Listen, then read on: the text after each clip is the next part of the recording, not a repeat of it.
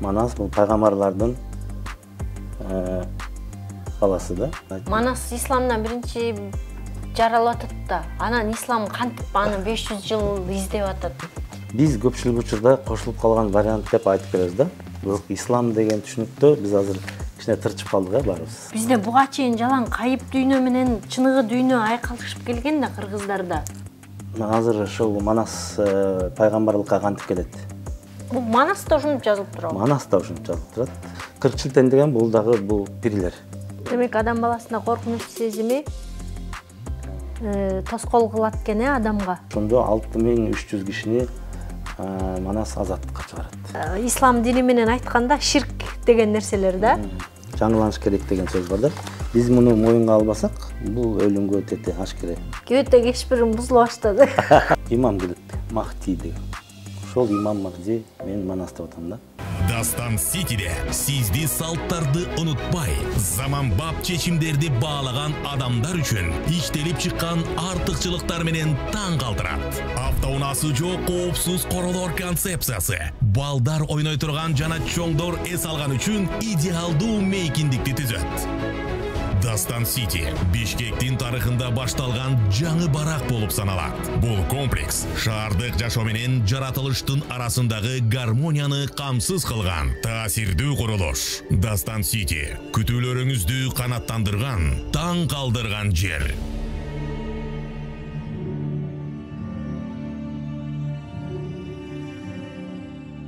Ишенимдүү турак жай, ишенимдүү мырзадай.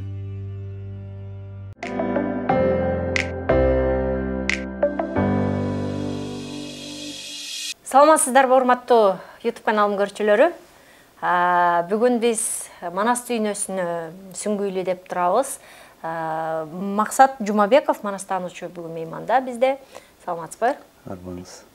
Арбаңыз деген жакшы сөз. Саламатсызбы? Кийин түшкөн окшойт кыргызга. Арбаңыз, бар болуңуз, мааниси терең. Ушул сөздү да көбүрөөк колдонсок, сонун болот эле дейм. Негизи Манас эпос катары бир окуялардын жүрүшү катары, баатырдын бир окуялары катары көрүп жүрсөк, акыркы учурларда илим катары таанылып, ичиндеги бир коддор аркылуу бир сырларын чечмелей башташты да. Бүгүн дагы ошол дагы көп нерсе, дагы көп билим айта турчу сөзүм даяр болуп калды, топтолуп калды деп айттыңыз. Эмне жаңылыктарды карап чыктыңыз? Жакшы багыт бердиңиз, туура баамдапчы. Жанакы биз көпчүлүк учурда Манасты баатыр эле катары эметип келдик. Бүгүнкү күнгө чейин азыркы кыргыздар ошондой эле баамдап келдик да. Бирок мурунку кыргыздар баарын эле түшүнүп, бул Манасты көп багытта караган да. Ошонун бири Манас өзү төрөлгөндө дагы алдын ала айтылган маалыматтар боюнча ошол көп бул бала адамзатка өзгөрүү алып келет, илим алып келет деген айткан эмелер болгон да, божомолдор болгон. Биринчи баягы түшкө киргенде эле. Анан кийин жана ат коюп атканда, Манаска ат коюп атканда ошо Кызыр ата келип Манаска ат берип атат да. Ошону башында айтып атат: башына мем келсин, пайгамбардын сүрөтү. Ортосуна нун келсин, Олиянын сүрөтү. Аягына сен келсин, арстандардын бооруму деп атат да. Ушул жерде эмне катылган дегенде, пайгамбардын сүрөтү дегенде бул бала чоңойгондо пайгамбарчылык кылат. Пайгамбар болот деген эмеси бар. Пайгамбар деген түшүнүк бизге кийин эле келди.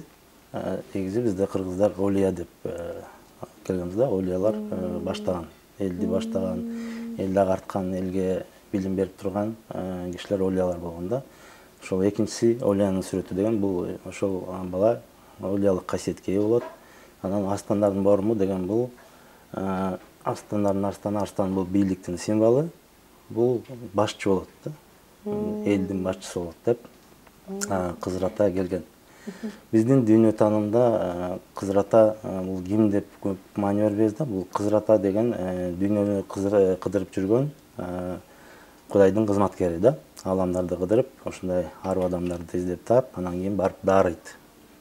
Дарыйт деген эмне деген түшүнүк дегенде, ал ошого кезиккенде же ошол адамдын сураганын берет, же болбосо тиги бала ошол адамдын касиетине жараша ошол касиетин ачып берип, ошол балага мындайча айтканда Кудайдын мыйзамдарын руханий бир илим берип кетет да.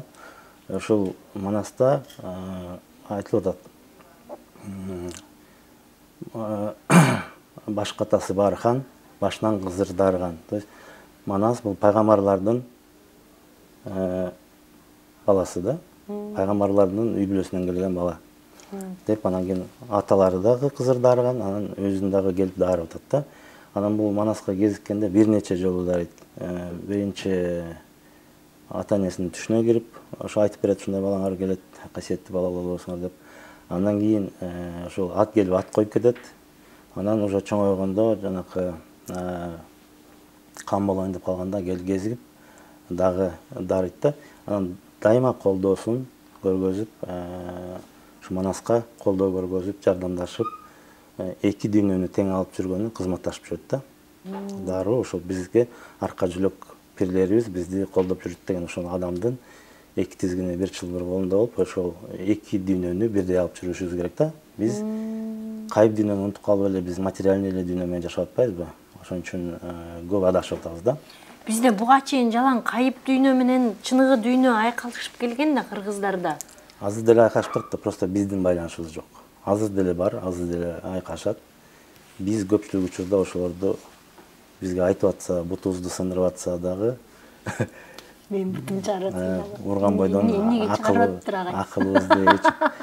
Манаста жанагы бакаятта кызылашка чабат деген бар да, баягы өзүң жолуңан чыгып баратканда, туура эмес иш кылып атканда белги берет бизге. Ага чейин мындай экологичный белгилер болот. Бирөө айтат, айназира туура эмес кылып атасың, андай кылба, мындай кылба, же өзүңөр деле ойлойсуңар, ай ошого кылбай эле коюш керек деп барып каласыңар, анан кийин ошол аша чаап кеткенде, то есть туура башка жолго кетип баратканда, ошол күч бизди сакташ үчүн кызылашка чаат. Кичине токтоп, ойлонуп, багытыңды өзгөрт Назира. Кайда баратасың деп. Демек бул жашоодо болуп аткан нерселердин дагы түпкү маңызын издөө кажет экен, Бизге ошол көкүрөк көздү иштетиш керек да. Көкүрөк көзгө бизге дайыма кайып дүйнө салып турат. Эмелердичи, бизге керектүү нерселерди. Биз ошол жерден алып көкүрөк көздү иштетсек, бул көз только материальный дүйнөнү көрөт да. Көкүрөк көзүбүз кайып дүйнөдөн бизге маалымат берип, негизги иштердин баары кайып дүйнөдө да, бизге керектүү иштердин баары кайып дүйнөдө биринчи болот дагы, анан бизге түшүрүлөт. Биз уже аны материальный дүйнөдө кылабыз. Кээ бир кезде ошону укпай кетебиз. Азыркы адамзат такыр кулак мурун бар менен көкүрөк көз менен иштебей калган да. Анан кийин ошол азыр ошол Манас пайгамбарлыкка кантип келет? Эмне үчүн биз ошого ишенбей атабыз, же Манасты баары укуганбы, укуган эмеспи билбейм. Бирок эмне үчүн ушул күнгө чейин биз Манастын пайгамбарлык жагын айткан жокпуз? Эмне үчүн ушул багытка биз көз бурган жокпуз? Эмне үчүн башка бирөөлөрдүн кийимдерин кийип жүрөбүз дегенде, бул илим бир убакта ачылган. Анан кийин баягы убак сааты келгенде биз унутуп калганбыз. То есть колдонуп ата бабалар өткөзүп албай калганбы, же кандайдыр бир жашоонун деле мыйзамы го дейм, бир аябай өсүп өркүндөп келип эле анан кийин баягы карыйт, өсөт, бурмаланып кетет, анан кайра жаңы өсүп чыгат да. То есть бул циклично кайра келип турган нерсе да. Муну мындай нормалдуу түрдө эле кабыл алыш керек. Да бир кезде унутуп калганбыз, азыр кайра жаңыланып бизге берилип атат. Анан ошол жолунда Манас 8-ге чыкканда Ошпурга эмеге берилет. Окуп келсин, кой кайтарганды үйрөнсүн деп үйрөтөт да. Анан Манас ошо козу кайтарып жүрүп, анан кийин баягы козу кайтаруу процесси медитацияга же созерцанияга аябай окшош да. То есть ошол эле пайгамбарлардын баары кой кайтарган. Анан койго кайтарып отуруп, ошол бир бөрү келип, бир козусун көтөрүп кетет. Анан аркасынан барып, жана кырчыл теңге кезгет да, мындайча айтканда. Ошол муну бизге физический эме менен сүрөттөп берип атат, бирок ал ички дүйнөдө болгон трансформационный процесс. Адам ошол ички дүйнөсүнөн көтөрүлүп, башка деңгээлге чыгып, анан кыркчыл менен кезип атат да. Анан ошо кыркчыл кезип, анан кийин алардан илим алат да. Ошо илим алган жерлери мен окуп берейин эми. Мындай калпычы болбой. Ошол жерден кыркчыл кезиккенде, ошо кыркчыл деген бул дагы биздин Кудайдын кызматкерлери да. Ошондо кыркчыл кезип сурап атат да. Аңдап көр балам деп айтат. Бөрү болгон биз деди, бөлөкчө жансыз сиз деди.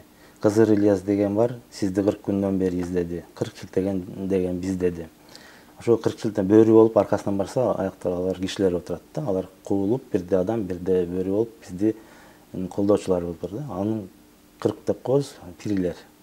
Ал 40 дегенде условный эме, бирок аябай көп. Ар бир нерсенин пири бар да, мындайча айтканда. Кыргыз дүйнө таанымында ошол ар бир нерсенин пири бар да. Стөлдүн да пири бар. Кумурсканын да пири бар. Биз ошолор менен баары менен эсептешип, кыргыздар адамзат да эң Кудайга жакын, бирок баары да Кудай бар. Баары Кудайга жакын деп, баары менен эсептешип, баары менен мындайча айтканда түз мамиле куруп келебиз да. Анан ушул жерде өзлөрү жөнүндө айтып берет да. Биздер тутуп жүрөбүз бир Куданын буйругун. Ошол жерде азыркы бизде мусулман чөйрөсүндө же башка чөйрөлөрдө бир Кудайга ишенебиз деген түшүнүк бар да. Бир Кудайга ишенебиз деген ал асманда отурган араб улутундагы абышка эмес.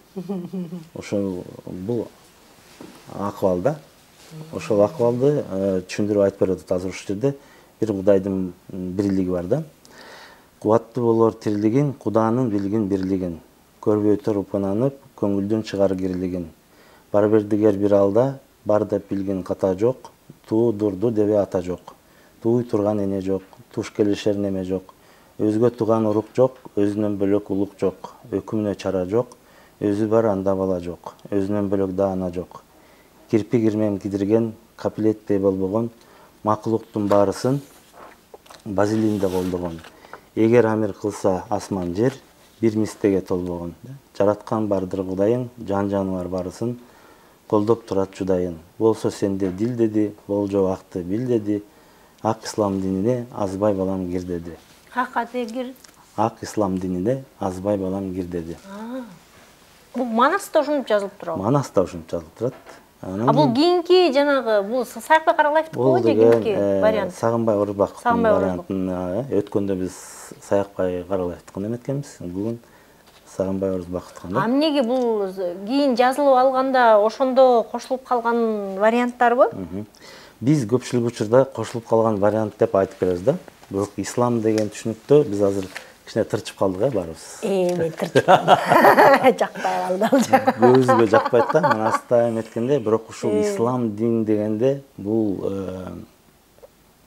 Сагынбай Орузбаков өзү исламда аябай чоң эме болгон экен, билим алган экен, 3-4 жыл окуп. Анан ошол учурда манасчы болгон да. Анан кийин ушул тилде манасты чагылдырганда исламдын көп терминдерин колдонгон да. Бирок ошол эле учурда биз көп нерсени эме түшүнбөй келебиз да. Бизде дин деп эле берип атат. Анан негизи дегенде дин деген эмне деген сөз дегенде бул жол. Ислам деген эмне? Бул Кудайга тагдырымды тапшырган жол. Эгер ислам дегенде эле бизде бир шаблон пайда болот. Тетилерби депчи, андай эмес. Арабтардыкы анан бизди башкаруу жөнүндө бирдемкелер болуп атат. Ооба, бирок морекини ошол тилден которсок, ак Кудайга тагдырымды тапшырган жолго азбай балам кир деди. Өзгөрөт бекен мааниси? Биз ушул экиге көңүл бурушубуз керек да. Көп эмелерди дагы бизге дагы ошол которбой эле шаблон катары берип койгондо биз аларга туура эмес ассоциацияларды эметип алганбыз дагы. Анан кийин ошондой реакция болуп атат да. Көпчүлүк учурда биз баарыбыз деле, мен деле бир кандайдыр бир эмеге чейин, убакытка чейин бул бормаланган манас деп жүргөм да. Мен бүгүн айтам, ал андай эмес. Бүгүн азыр ошону аракет кылам да, ошол эметкенге, далилдегенге да. Кыркчилтен деген бул дагы бул пирлер. Ошо адамга жардам бере турган, бизге ошо илим да берет, керектүү учурда сабак да берет, керектүү учурда жардам да көрсөтө алат да. Бул жанакы Кыдыр ата адам түспөлүндө эле келип кезигет, кезиге алат да. Булар болсо түшкө кирет, көрүнүш болот, жолусо кадимки эле жаныбар эмедей болуп бизге жардам берет да.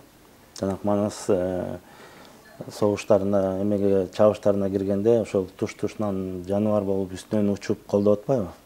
Ошо түспөлдө көрсөтөт, бирок ошол адамга сүр, күч, кубат берет да. Ошол энергиялар, ошол мындайча айтканда арка жүлөк пирлер деп айтып келет да кыргыздар. Биз ушуларга такыр маани бербей калганбыз. Негизи биз жанакы тамак ичкенде, кайрылганда ата тегибиз мурун арка жүлөк пирлерге, периштелерге деп жанакы жыт чыгарып, эметкенде, тамак ичкенде бүт акча алгап турган да. Кызматташкан. Эгер биз аларга акча алгап кызматташсак, алар бизге дагы эме кызматын көрсөтөт да. То есть ошо сезим туюмду күчөтөт, эмелерди берет. Анан бул кыркчилтен деген бул ошо манаска 40 түрлүү илим алып келген эмелер да, жардамчылар. Ушул жерде Манаска ушул Кудайды таанытып, азыркы мен азыр окуп бергеним, айтып атат, ушу Кудай бир эле мистеге толбогон нерсе, ошол эле учурда бүт аламды курчап турган нерсе да. Алам бүт аламды жараткан нерсе да. Ар бирибизде бар, сизде бар, ичиңизде, Кудайыңыз ичиңизде деп, ар бирибиздин ичибизде деп турат да. Ошол эле учурда тышыбызда, то есть көбүлүк учурда биз ичибизге кайрылбай, ичибиздеги Кудайга кайрылбай, каяктагы бирөөнү издеп жүрөбүз, кайдан издейбиз, аларды дагы өзүбүздөн издебей, башка жерден издейбиз да. Анан ушул кыркчилтен айтып өткөндөн кийин Манас суроо берет. Кудай деген ким? Кызматкер деп атасыңар. Сиз деле ошентип берет элеңер деп сурайм. Кудайың кайдан жиберди? Не себептен ушундай эндикке койгон силерди? Ушунчаны жараткан кайда болот Кудайың дейт. Манас суроо берет. Так эле сиздин мүнөзүңүз. Кайда болот буне Кудайың деп атат да. Үйү жайы кай жерде? Абалы ордун сизден сурайын деп Манас сурап атат. Ал сөздү бала салганы, кызматта жүргөн кыркчилтен каткырып күлүп калганы. Урматы бар бул жайда, үй болобу Кудайда. Угуп турган кулагың, ушу деп билген турагын. Жыт билиптир мурдуңуз, сасык менен жакшыны, күчүн билип туруңуз. Ачуу менен таттууну билген ооз тилиңиз. Аны да актын күчү деп, акыл менен билиңиз. Көрүп турган көзүңүз, кудуреттин күчү деп, куп билиңиз өзүңүз. Кармай турган колуңуз, кадыралда күчү деп, кабарынан болуңуз. Баса турган бутуңуз, кудуреттин күчү деп, көңүлүңө тутуңуз. Көкүрөк, жүрөк делиңиз, Кудайдын үйү экен деп, куп ошондой билиңиз. Илим. Өзү жөнүндө илим, Кудай жөнүндө илим. Кудайды кайдан издеш керек, эмне кылыш керек? Кыркчилтен Манаска сабак берип атат. Манастын сабагынан биз өзүбүзгө сабак алсак болот. Кудайды кай жерден издеш керек. Анан ошол илим алат, анан кийин Манас балдар менен ойноп жүргөндө бул эме бореки маалыматтын баары 4 томдун ар кайсы жеринде катылган да. Мен ошолордун баарын чогултуп, азыр бир эмеге салып айтып берип атам да. Ошол жерде анан кийин баягы ар кайсы окуялар көп да, ар кайсы окуялар болот. Андан кийин анан Манас жана пайгамбарлык жолуна өтөт. Ошол жанакы ортодон дагы көп окуялар болот, көп жол кезигет, кыркчилтендер менен алар жардам берет. Анан кийин баягы коркутту өткөндө айтып бергем да, коркуттун башын жарып, баягы корку сезим жеңет да, атасынын, элинин коркунуч сезимин жеңгенде, бирок ошондо Манасты эч ким колдобой коет. Анан баары айтат да, сен жин болуп калдыңбы, бул калмактарга эмне кол көтөрүп атасың, эми бизге күн көрсөтпөйт дегенде, анан мен эми жалгыз калдымбы, мен ошо туура эмес кылдымбы дегенде, анан кыркчилтен келип, Анан айтат, сен коркпо, туура кылдың. Наоборот, мындай ушунуңду токтотпогон деп туруп, анан кийин ошол жерде Манастын пардасына, көзүндөгү пардасын алып туруп, Манастын келечегин көрсөтөт, Манастын аркасында турган аркы жүзлүк перделерин көрсөтөт, анан Манастын ошол колун көрсөтөт да, коштой турган элин колун көрсөтөт. Анан кийин ошондой окуулар көп эми. Демек, адам баласына коркунуч сезими тоскоол кылат экен адамга. Кутун эметет, коркут, кутун коргулат ба. Сизде бар кут катып жатат да, ошол корку сезим. Анан ушул эметкенде баягы Нескара келип, Манасты алар билет. Нескара пайдалар, Манас пайдаларын Нескаралар Манасты бала кезинде эле жок кылалы деп кара күчтөр издеп чыгат да, анан Нескара 6300 киши менен эмеге келет. Манасты кармап алайын деп келет да. Анан ошондо баягы Нескара менен жекеменчекке чыгып, анан Нескараны жеңип, анан Нескара качып кутулат да. Качып кетет. Анан ошондо баары ошол окуя бүткөндөн кийин Манастан сурайт да, баары кеп сурайт. Алда дей бердиң, Кудай дей бердиң, ал эмне деп сурайт. Элдер сурап атат да Манастан. Баягы урушуп чабышып атканда ошондо Кудай деген го дейм. Анан Кызыр деген бирөө бар, сизди издеди деп айтты. Кызыр издер сиздеди, 40 шилтен деген биздеди, жан берип сенин өзүңө жараткан бар деди. Амир үчүн Алланын биз да сага жар деди. Бир жараткан Кудайың билик муну ал деди. Аны үчүн айтам алда деп, аздырбай жолдон колдо деп, ошо турган 40 киши ойлонуп көзүм салгамын. Бирде бөрү, бирде адам көрүп айран калгамын деп ошол эмелерди 40 шилтен менен кезгенин айтып берип атат да. Анан ошентип анан пайгамбарлыкка өтөт. Ошол жерден элдерге айтып берет. Асман жасап көк берген, насибиңди, ырзкыңды көп берген. Айбаныңа ылайык албан түрлүү чөп берген. Астыңда турган кара жер экен деп тим болбой, суусу канча, таш канча, айланаңды карай бер. Баарыбызды көтөрүп ак албаган кандай эр. Ушунчанын ээси бир жараткан Кудай дер. Кудай жөнүндө түшүнүп берип айтат да. Ошол айткан 40 киши ойлоп турсам алардын арзан эмес бул иши. Бөлөк ишти кылбаймын. Анын үчүн алардын айтканына жылбаймын. Жетет экен тилекке, кубат берер билекке. Мен да айтамын силерге, Кудай бар деп билерге. Муну айтып Манас салганы, макул көрдүк аны деп, баары чуулап калганы деп, ошондо 6300 кишини Манас азаттыкка чыгарат. Билим берип, жанакы биз кулбуз деп кара күчтөргө, Нескарага кызмат кылып жүргөн адамдарды боштондукка чыгарат. Нескара анын эмеси эмне? Эмнени символдоштуруп атат Нескара? Нескараны сүрөттөйбүз. Нескараны сүрөттөгөндө ажына жини 60, Азазили 80 дейт да. Бул кара күчкө толгон адам. Бул кара күч дегенде бул эго, менсинүү. Нескаранын көп эме кырлары бар. Нескара негизи өткөндө мен айтып бергем, жанакы Нескара бул сынтакма киши да. Любой адамдын касиетин жокко чыгарат. Ушунун колунда эмне бар? Кошойду көрүп айтат да, бул гордыня десек болобу? Гордыня деген ошол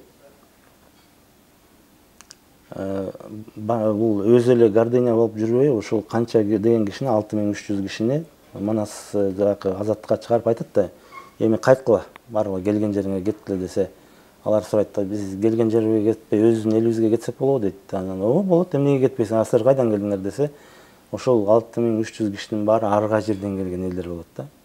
Ошонун баарын Нескара алып, жанакы буларды ошол бириктиргени, бул гордыня бириктирип, кызматка салып жүргөн да. Сиз айткандай. Бул болсо, Манас болсо айтып атат, Алла бар, Кудай бар.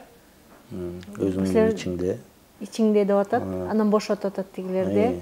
Демек, гордыняны бийик койбой, эгоңду бийик койбой, Кудайды бийик кой деп атат, э? Ошо ичиңдеги Кудайдын жетегинде жүр деп атат. Ошол жетекке чыгарып атат да. Биз азыр жакшы аңдадыңыз, ошол ичинде, Кудайдын ичинде, адамдын ичинде Кудай эле эмес, ошол силер айткан биздин кара сапаттар да бар, анан ак сапаттар бар да. Ошол азыр Айкожого келгенде айтып берейин да. Ошентип анан мындай эмелери бар да, ар кайсы элдерди жанакы азаттыкка чыгарат. Манастын биринчи ошол эмеси, кызматы бул элдерди азаттыкка чыгаруу. Бизди адашып жүргөн, жанакы кара жакка ээчип жүргөн сапаттарыбыздан бошотуп азаттыкка чыгаруу. Өзүнүн ички жанакы бизде жан деп коебуз, жан, ошол жандын жетегине өтүү. Кудайдын жетеги, бизде Кудай бар да, ошонун жетегине өтүү. Ушул ислам. Жанакы ислам эмес да, сиз элестеткен ислам эмес. Бул жанакы бул ислам деп ушу исламдын эмеси менен айтып атабыз, бирок ушу исламдын дагы өзөгүндө ошол турат да. Бирок биз башка нерсеге ислам деп жүрөбүз, башка нерселерди ислам деп жүрөбүз. Ошон үчүн биз жанакы ушундай эрдиктерди кылат, анан кезиккен элин баарын азаттыкка чыгара берет да, ошонун баарын айтып берет. Анан кийин биз билебиз, Манаска ар кайсы жактан Манасты издеп келет да адамдар. Аларды да азаттыкка чыгарат. Анан ушул жерде күндөрдүн биринде 14 жашка чыкканда бир Айкожо деген кишини кезигет. Айкожо ким дегенде бул мен эми жалпылап айтып коеюн. Айкожо деген бул исламдын образы. Ошол эле учурда пайгамбар болуп Манас менен сүйлөшөт. Ошол эле учурда пайгамбардын бир сабаасы болуп сүйлөшөт да. Пайгамбардан аманат алып келген сабаа болуп сүйлөшөт да. Анан Манас эмеде тоонун чокусунда турса, бир адамдар келип эле намаз окуп, дааратын алып чыкса, бирдекелерин кылып атат. Анан андай Манаста ошондойлор барбы? Бар. Анан ал көрбөгөн жан да анан келип сурап атат. Бул кимсиңер, кайдан келдиңер деп. Анан Айкожо деген киши айтып атат. 550 жыл болду. Аманатын берем деп, менин да мойнум кыл болду. Анан башы Бейжиң Умулга, аягы Кырым Урумга, шымал жагы Каракум, шашпагын балам карагын, күн жүрүшү камасто, ошонун баары бизге жоо. Динге салчу сиз деди. 550 жыл болот, сизге күйгөн биз деди. Эми 500 жыл ак жолго сала турган сиз деп атат. Манаска айтып атат. Айкожо бул ислам. Ислам Манаска өткөзүп берип атат ошол вазипасын. Кызматын. Издеп келип өткөзүп берип атат. 550 жыл болду издеп жүрөм деп атат.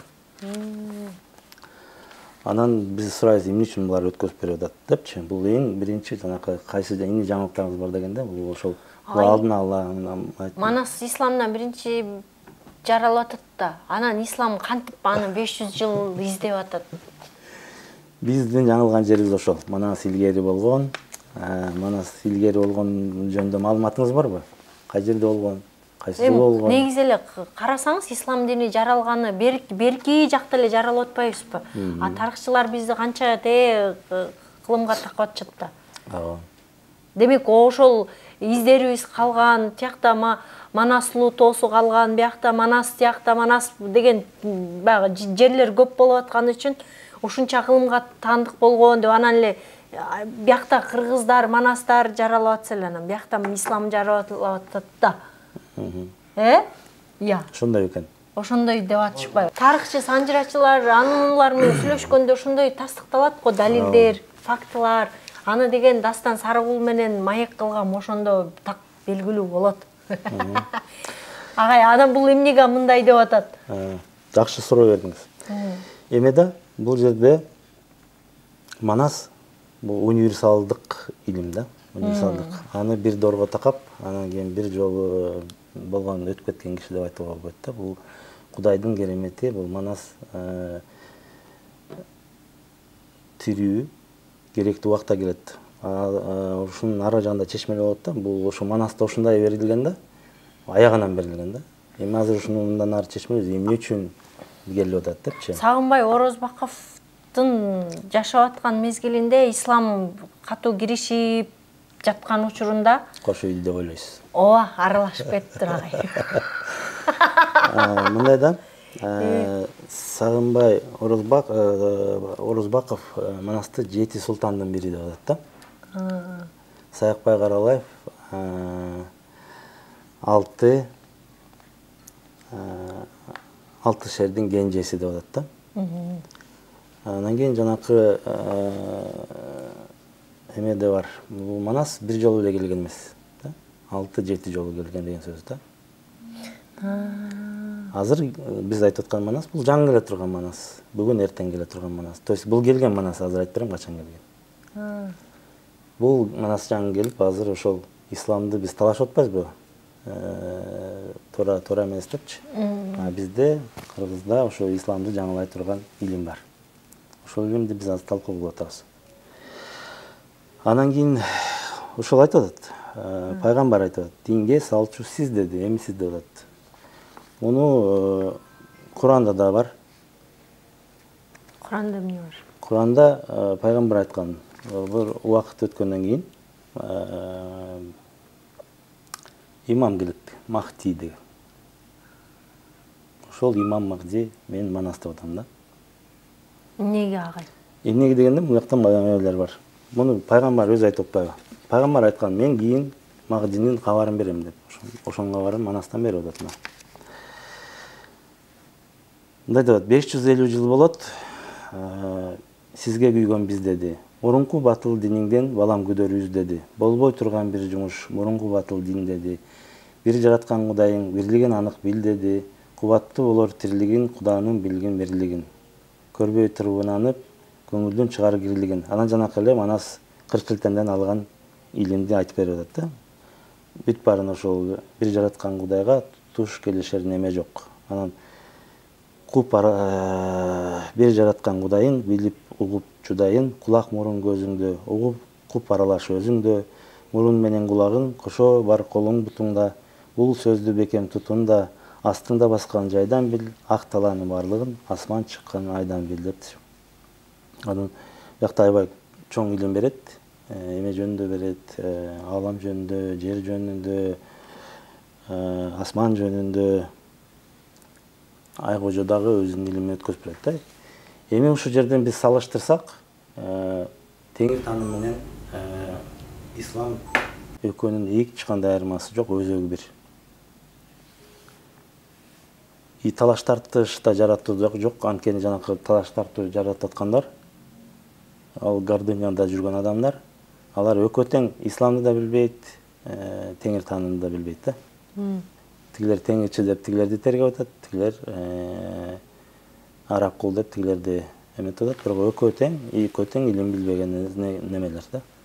Көбүнчө Талашып тартышканга негиз жок, экөөнүн өзөгү бир деп атасыз, теңирчиликтин да өзөгү бир, ислам менен экөө бир дейт. Жок, теңирчи деп, ислам деп биз Кудайдын мыйзамдарын бөлүп атабыз да. А негизи Кудайдын мыйзамдарында айырма жок. Биз азыр ошону теңирчи, анан кийин ислам кылып бөлүп алып, анан бирок аны ошол бөлүктү ким салып атат? Ким бизге ошону жуктуруп атат? Ким талаштырып атат деген да сөз бар да. Нескара. Ал адамдын ошол ичиндеги кара нерселери да. Анан кийин ол жерде чын деп билгенин ишенип, пайгамбардын барлыгын. Бериште бар магырып, бенде болуп турасың, тамырыңда кан тарап, дене бойго жан тарап, корку берген өзүңө жүрөк чочуп анталап депчи.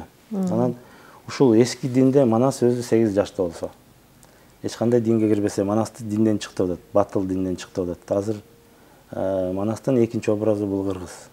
Биз кайсы диндебиз азыр? Манас азыр кыргыздар азыр ар кайсы динге кирди, туурабы? Көпчүлүгүбүз исламда, бирок ошол учурда кришнаиттер да бар, буддисттер да бар. Бизде түрк тилинде батыл инанчылар деген сөз бар. Батыл инанчылар бул жанагы кандай отурлар? Неме ислам дини менен айтканда ширк деген нерселер да. Батыл инанчылар бузулган дин деп атат да. Бул жанагы тийге сыйынып, буга сыйынып, же болбосо буткага, идолдорго сыйынгандар. Ошону же мындай кыргыздын ырым-жырымын батыл инанч деп коет алар деле.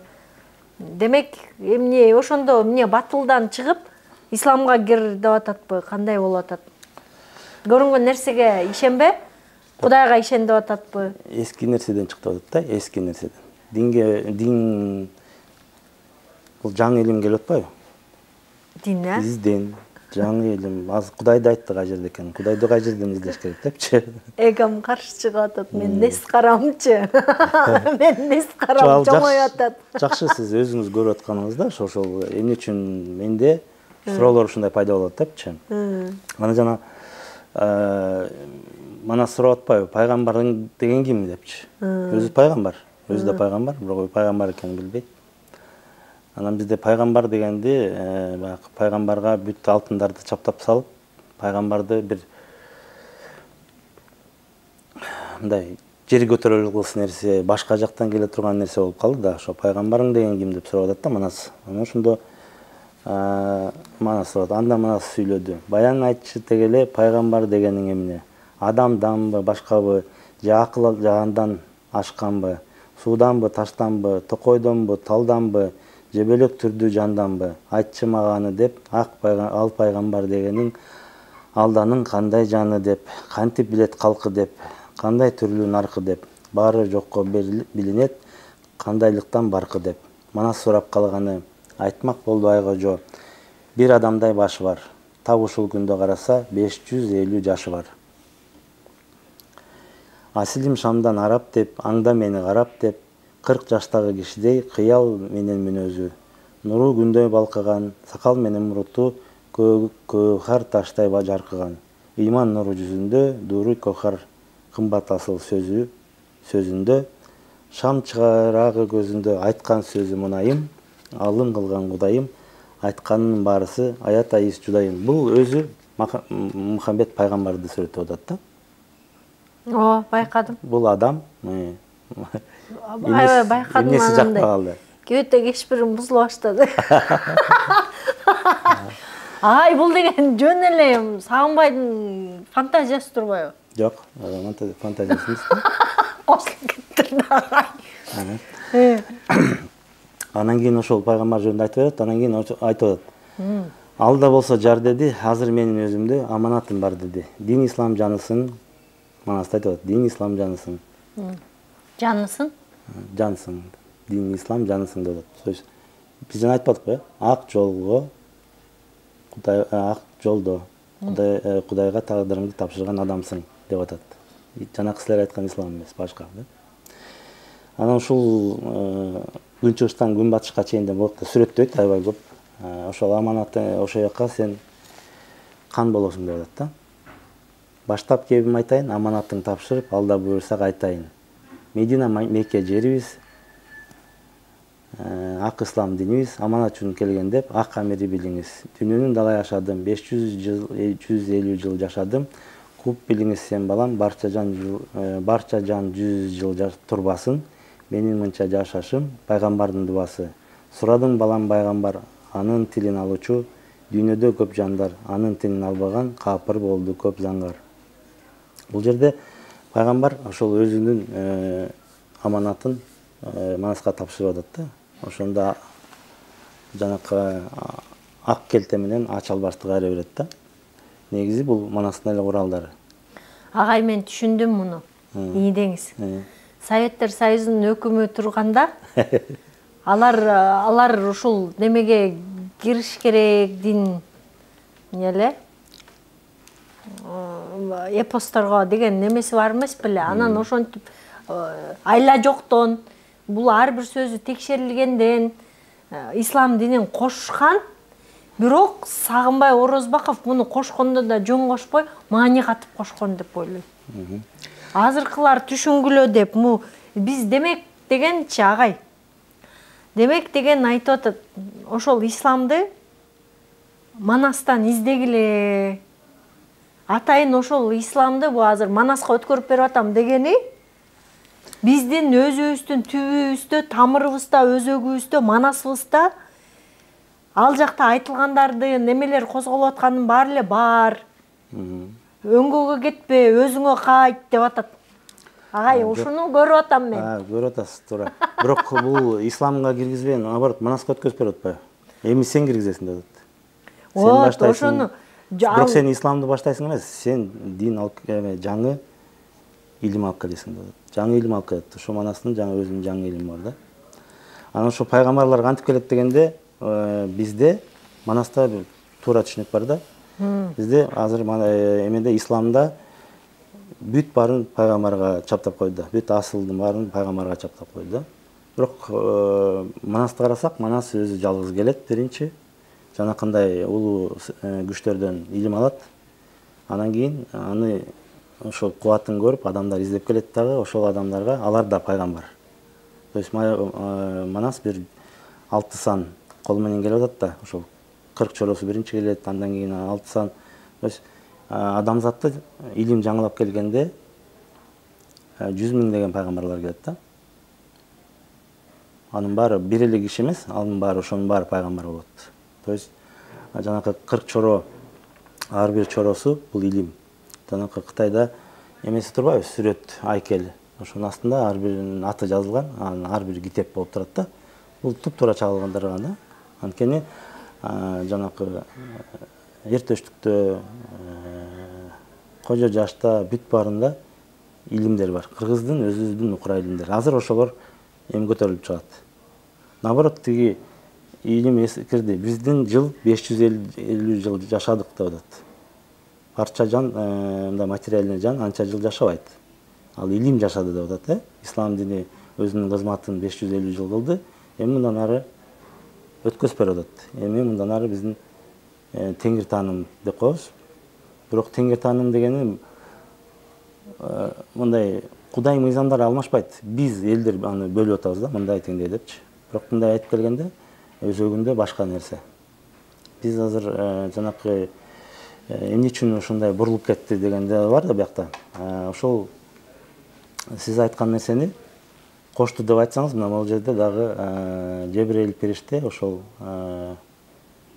берген да Мухаммед пайгамбарга эмени илимде.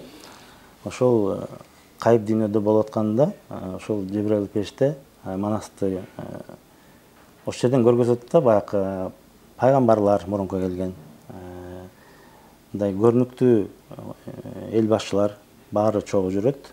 Ошол жерде бир көрүнүктүү адам алтын тажы кийинген. Анан ошол Мухаммед пайгамбар Жебрейил периштеден сурап атат, бул ким депчи. Бул ким десе, ошол Жебрейил периште айтып берип атат, бул Манас. Ошол кийин сен кеткенден кийин, сен ошо 550 жыл өткөндөн кийин эми илимди жаңылачу адам киши ушул элди жаңы жолго салат.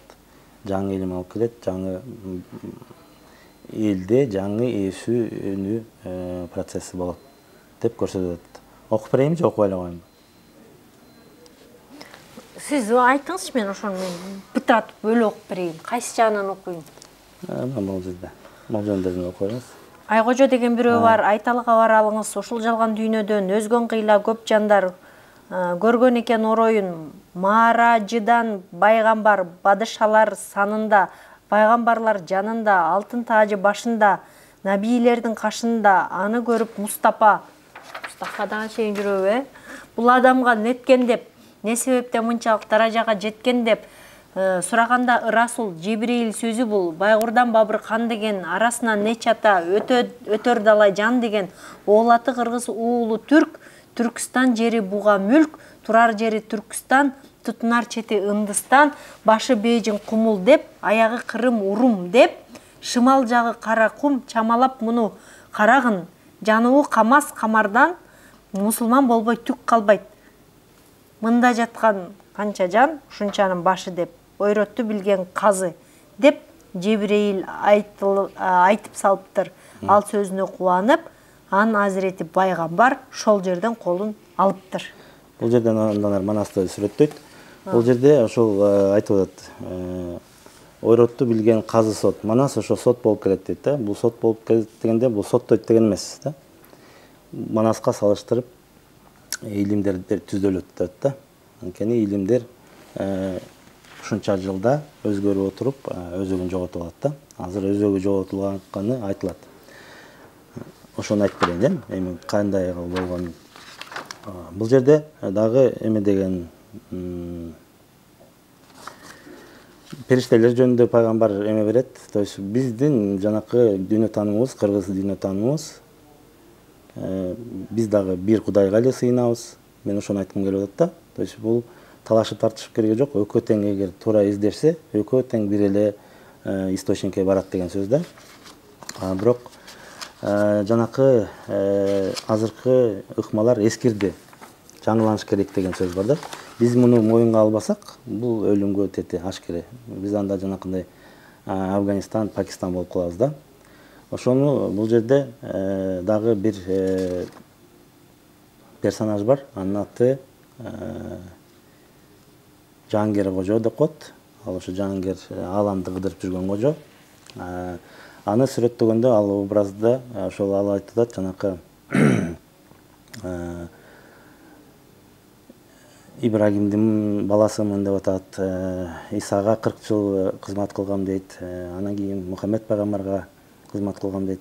850 жыл жашагам дейт да. Бул мындайча айтканда жанакы 3 дин. 3 дин өзөгү. Бул жанакы Тора, Евангелие, Куран. Торасы байыркы керес, андан кийинки жаңы керес, андан кийин Кураны бул экөөнү бириктирген Куран деп болот да. Ошол жерде булар дагы бүт ошол пайгамбарлардын баары чогуу жүрөт, урушпайт, талашпайт. Эмне үчүн үмөттөрү эле аларды эчигендер урушуп талашып атат да. Ошо жөнүндө кеп болот да. Анан алдыга ошол Кебилден эмеге баратып, Мамбайга баратып, бул Кебил деген Афганистандан Индия жакка баратып, нескара кармап алат аны. Жангер Кожонучу. Анын аялы менен, баласы менен, 15 жашар баласы менен кетип бараткан болот. Анын аты баласынын аты Билерик. Анан ал Билерик мындай чечмелеп келгенде Билерик бул баалуу. Ошол Айкожонун баалуулугу, аябай асемдеп баккан нерсеси. Ал балалуу болбой жүрүп балалуу болот. 850 жыл балалуу болбой жүрүп балалуу болот. Анан кийин ошо баласы, бала деген бул ошо келечек. Мындайча айтканда ошол 3 диндин келечеги эме болот да. Ошол 3 дин баратып нескара кармап алат аны. 3 диндиби? Эми образно да, үчөөнү нескара басып кетет да. Нескара басып келип, анан өзүнүн канына кырмыш шага алып барып берет үй бүлөсү менен. Үй бүлөсү менен бергенде ал баласы эме карап көрүп, экөөңөр карап калыптырсыңар, мен силерди кармап алып эмне кылам деп, аялы менен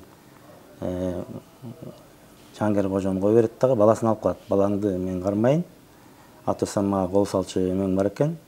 Сен балаң аркылуу мени башкарам деп туруп, ошол өзөгүн алып калып, өзөгүн жана келечегин алып алат дагы, ошол 3 диндин өзөгүн келечегин алып, өзүнө суу ташыганга, от жакканга пайдаланып калат. То есть бул жанакы адамзаттын эгосы, менсинүүсү, текеберлиги, гордынясы монун ошол диндердин өзөгүн өзүнүн байлыгына, бийлигине, күнүмдүк тиричилигине колдонгонго өтүп кетет да. Мындайча айтканда бурмаланып кетет. Анан ошол экине ошол диндерде ошол Айкожо барып, анан кийин эмеге жатып калат. Эрме чөл. Ал жерде бир да эл жок. Мындайча айтканда азыр бул диндердин нукура өзүнүн илиминде, бул диндер илим болуп келген да. Бул илимдер аркылуу изденген адамдар жок. Жалаң эле жанакы даяр шаблондорго муну биз жөн эле эреже кылып алдык да. Ошон үчүн булар жаңыланыш керек болуп атат. Булар эреже болуп калды дагы, жанакы өзүнүн адамзатка алып келаткан эволюционный процессин жүргүзбөй токтоп калды. Ошон үчүн адамзат азыр эмеш керек, өзгөрүш керек деген сөз да. Анан кийин баягы Жангер Кожо жатып ыйлайт, эмне кыларын билбейт. Анан кийин Кудайга жүнү жетип, анан кийин жанакы биздин Кызыр ата келип айтат, сага жардам берчү киши бар. Анын аты Кошой, Кыргыздан. Ошол жака барасың. Ошол бир жардам берсе, сага ошол жардам берет деп айтат да. Анан кийин ал Кошойго барат, Кошойго барып ошол эмесин айтып берет. Ал Кошой келерин билет, аялы жары алдын ала билген киши болот дагы, ошол айтып берет, ушундай киши келет. Кошой каяка барып эмнелерди кылыш керек, кандай кыйынчылыктар бүтүп турат. Анан көп аялар аябай көп дубаларды жасаган болот да. Ошолордун баарын чечиш керек болот. Бул эмне деген сөз дегенде, кошой ким? Кошой бул кыргыздын наркы, аң сезими. Ошол азыр кыргыздар ар кайсы диндерге кирди. Аябай изденип атат, изденгендер бар да. Ошол изденип, анан өзөгүн таап чыккандар болот да. Ошолор бышып турган пайгамбарлар. Алар бери-берин ачып, чоң ачылыш болот. Жанакындай мен айткандай, массовый эме келет.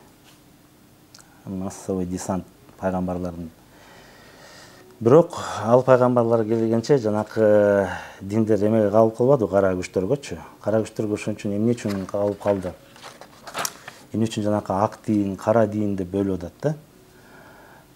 Эки түшүнүк бар да. Манас ак динге салып атат, кара динден чыкты деп атат. Саякбай Каралаев айтат, кара динден чыкты деп атат. Сагынбай Орозбеков батыл динден чыкты деп атат да. Ошондо көп нерсени биз баягы ата-энем карманды, биздин ата-бабабыз карманган деп кармап, түпкүлүгүн түшүнбөй атабыз. Өзөгүн түшүнбөй эле колдонуп жүрөбүз да.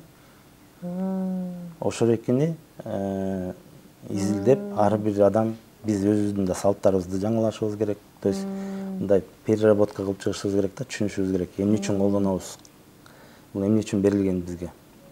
Мамилени кантип түзөбүз? Үстүңкү өзүбүздүн ички дүйнөбүз менен, Кудай менен, мындайча айтканда, кайып дүйнө менен да. Ошонун баарын кара дин дегени жанакындай кара сапаттарга толгон адамдар эчип кетип атат башка жака, башканы.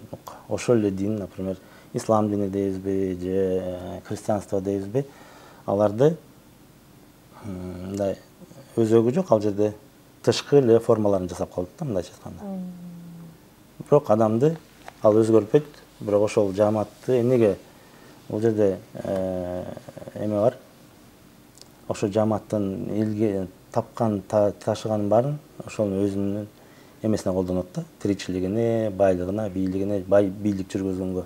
Негизи эле адам бийлик жүргүзгөнгө жагат да, башка бирөө ишиңди кылып турса жакшы эле да, сен кылгандан көрө.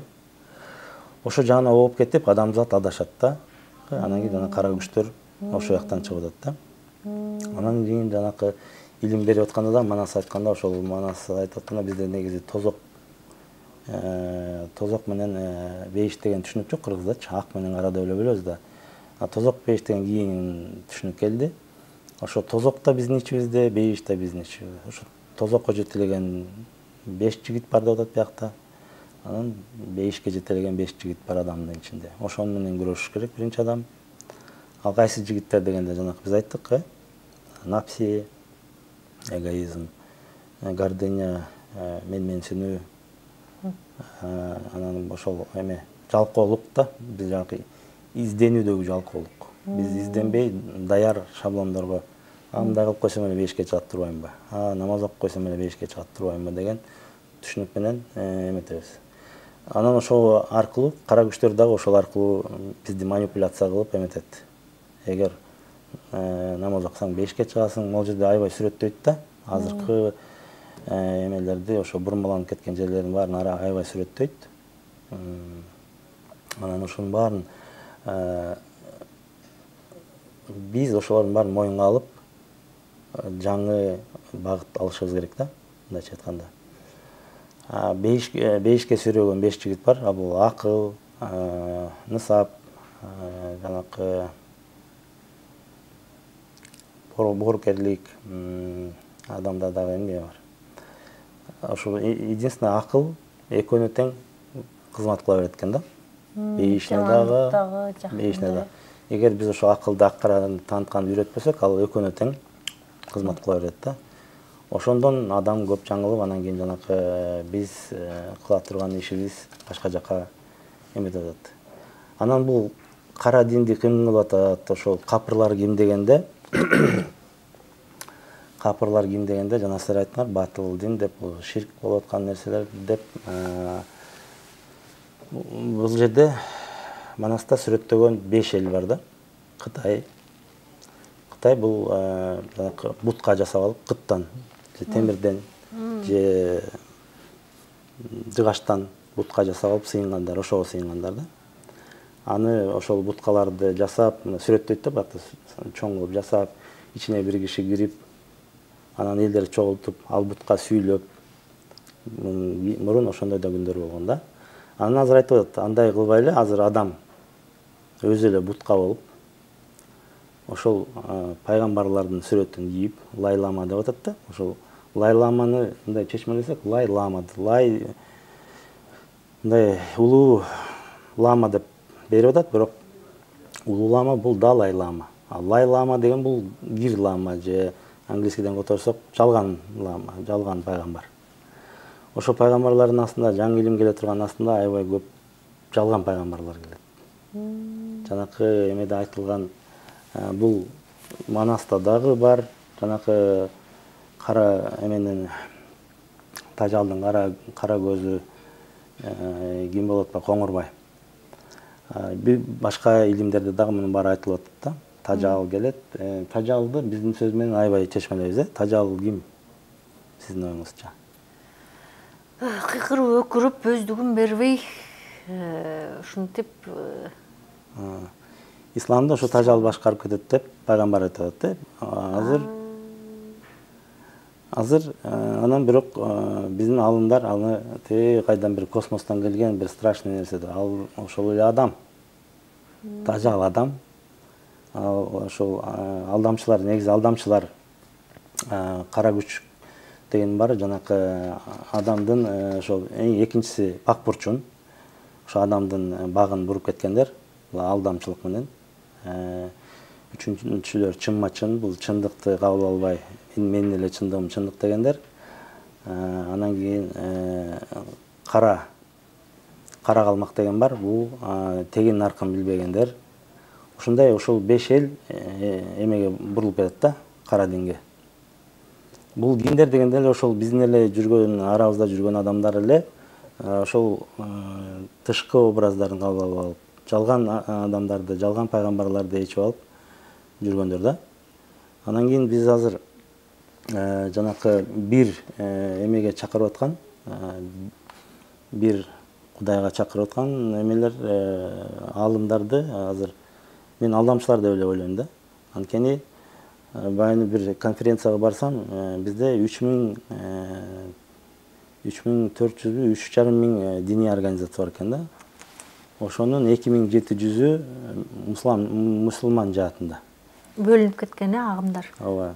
Пайгамбар айткан экен, 70ке бөлүнөт деп. А биздин кичинекей Кыргызстанда 2.700-гө бөлүнүп, ар бир мечит өзүнчө менин илимим туура деп ар бири өзү пайгамбар болгон да. Бул жалган пайгамбарлар. Кыскасы мындай, мунун баарын тегиздеп келгенде, баягы бүгүнкү күндө мен айтайын дегеним, биздин өзүбүздүн кыргыздардын арасынан жаңы илимдер чыгат. Жаңы илим ушул жан дүйнөнү агартуу, жан дүйнөнү мындайча айтканда баягы биз Кудай тааныган адам катары, жанакы имандуу, жолсо кыргыздар айтат, касиеттүү адамдар көбөйөт да, мындайча айтканда. Ошол касиеттүү адамдардын башаты келди. Ошол нерсе 2021 жылы башталган. Биз ошо жаатка өтүшүбүз керек да, мындайча айтканда. Ошол адамдар, сиз тартуулап атасыз ал адамдарды, ал пайгамбар да эле коркпой эле айтыш керек. Алар адамдар, алар келип ошо өздөрүнүн илимдерин тартуулайт. Единственное, биз ошол эмне үчүн алар келип атат дегенде, биздин көкүрөктү ойготуш керек да. Көкүрөктү кандай ойготобуз дегенде, биз ошол бир армия жалган пайгамбарлар келип атат, бир армия нукура пайгамбарлар келет да. Бул Кудай эмне үчүн кылат? Биз көкүрөктү укканды үйрөнүш үчүн. Биз көкүрөктү үйрөнүп угуп, ошол эки жалгандарды ичибей, жанакы оң жагына бурулганда, өзүбүздүн жашообуз кубаттуу, бактылуу, өмүрлүү болуп жашайт. Ал бирөө үчүн эмес, адамзатты өзгөртүш үчүн, бирок ошол өзүбүз үчүн жасайбыз. Анан өзүбүз үлгү болуп, адамзатка дагы жардамыбыз тиет да. Анан ошол адамдарды кантип тааныйбыз дегенде, бизде эме бар. Биз билим деп тааныйбыз, билим деп бөлөбүз, анан таануу деп бөлөбүз. Билимди, бул билбеген нерсени барып бирөөнөн сурап же китептен окудук, билип алабыз, үйрөнүп алабыз. Такыр билген эмес, биз билип алдык. Илимди бул бир нерсени кубалап, тигинен издеп, мындан издеп чокуп, ошону аябай изилденип, анан аны илим алабыз. А таануу бул бизде бар нерсе да. Бирөө айтып берип атса, менде ушул бар, мен ушуну ишенем. Мен муну кандайдыр жайдандыр эчтерден окуган эмесмин, мага эч ким айткан эмес, мен бирок ушуну билем деген түшүнүк келет да. Ошол адамдар бири-бири менен анан ойготуп баштайт да.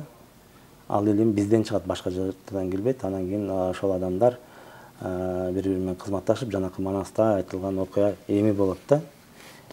Ошол Манас бир өзү келип, илим алып келип, 40 кишиге илим берсе, 40 киши дагы бир 100 миңдей кишини оготот да. Ал 100 миңдей киши анан кийин адамзатты оготот. Адам ошону менен бизде ошо кыргыздарга ушундай кызмат жүктөлгөн. Биз талаш тартышты токтотуп, жанакы ошо ар бир өзү изденүүгө өтүп, ошол салымын, кызматын аткарыш керек да. Анан кийин ошол биз ушул иш менен элди ошо дүйнө жүзүнүн ак биримдигин алып келебиз. Ак биримдигинде жанакы элдер чакырып жүргөн, алымдар чакырып жүргөн ак биримдиги жашоодо орнойт да, ошол болот. Ошого биз баратабыз, Кудай буйрса. Канчадыр бир эметсе, анан кийин албетте ортодо жанакындай кыйынчылыктар бар. Азыркы болуп аткан күрөштөр ошол жанакындай Афганистанга айланып кетпеш үчүн биз ошол ойлонгон адамдар, түшүнгөн адамдар бул талаш тартышты токтотуп, ошол кабыл алууну да, сизде жана кабыл алуу жок болуп атпайбы?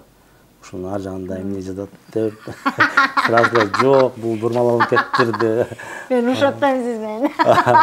Жок, ал туура эле. Ошол адамдарда баарында, бүт баарында кабыл алуу жок да, жанакы тирешип аткандардын баарында кабыл алуу жок. Бирөөнүн мнениясын да канча укпайт. Ал только эле дин жаатын эмес, толтура, да? Жашоодо деле. Жашоодо деле азыр любой мероприятие өтсө, бирөө макул, жакшы экен дейт, бирөө жок, жаман экен дейт. Анан ошол бул тышкы көрүнүштө эмес, күнөө. Адамдын ичинде болуп аткан согуш. Биринчи бул согуштардын баары адамдын ичинде болот да. Анан кийин физикага чыгат тегерекке. Ошон үчүн биз ушундан арылыш үчүн, ошону эметиш үчүн биз жанакы ички жумушту жасашыбыз керек да. Ичибиздеги жумушту жасасак, анан жанакындай өзгөрүүлөр болот. Ошол менин маалыматымды айтайын дегеним, ошол ушундай адамдар азыр көбөйөт, бирок ошол экөөтөн көбөйөт, жалгандар да көбөйөт. Азыркы жалган жаатында коучтар дагы, да, жалган коуч болот. Байытам, бай кылам, президент кылам, тиги бактылуу кылам деген коучтар бар. Ошолордун да жарымы биз ошонун баары бизге атайын берилди да, көкүрөктү болот.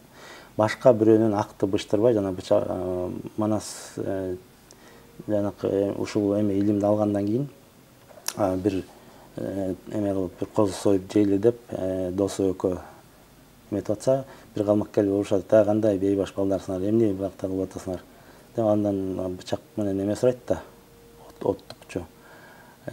Ошол бербей коет да, урушуп, анан Манас барып күчү менен тартып алат дагы, бычак болот. Акты бычканды биз өзүбүз үйрөнүшүбүз керек. Башка бирөө айтып бербей, акты бычканды өзү.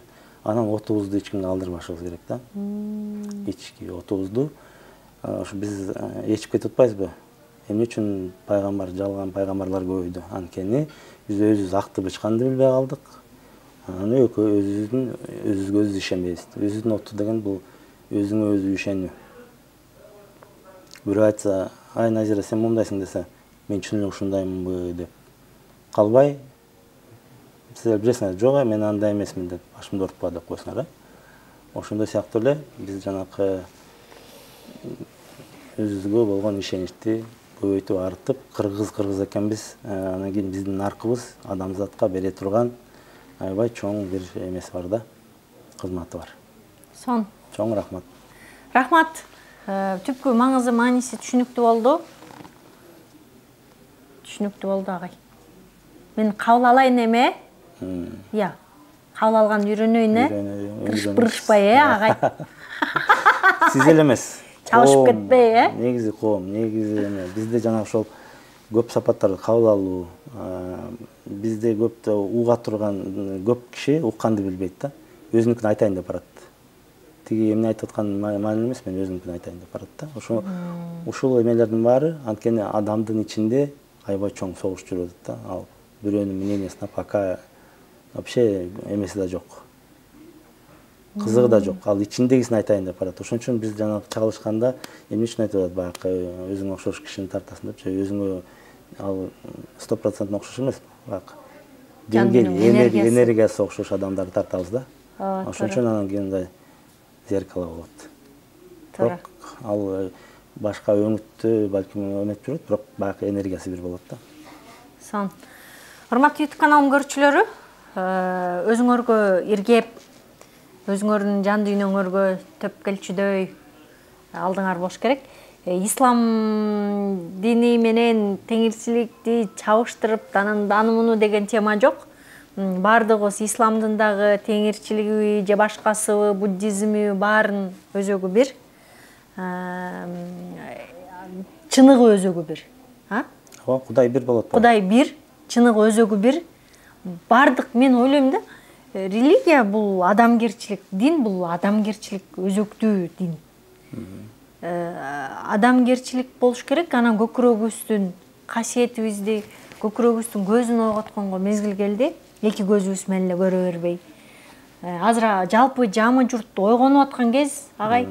Кадимкидей ойгонуп, мени прям жулкулдатып, мондай передача жаса, момуну кыл деп атышат. Анын баарын мен аңдап атам, сезип атам. Ар бириңердин көкүрөгүңөр көксөп турат, эңсеп атат. Анан Максат байкеге суроолоруңар болсо, мен Facebook'та баракчасын белгилеп коем. Ошол жакка кайрылсаңыздар болот. Комментарий пикирлериңизди жазыңыздар. Жана катталуучу болуңуздар. Кайрадан көрүшкөнчө сак саламатта туруңуздар.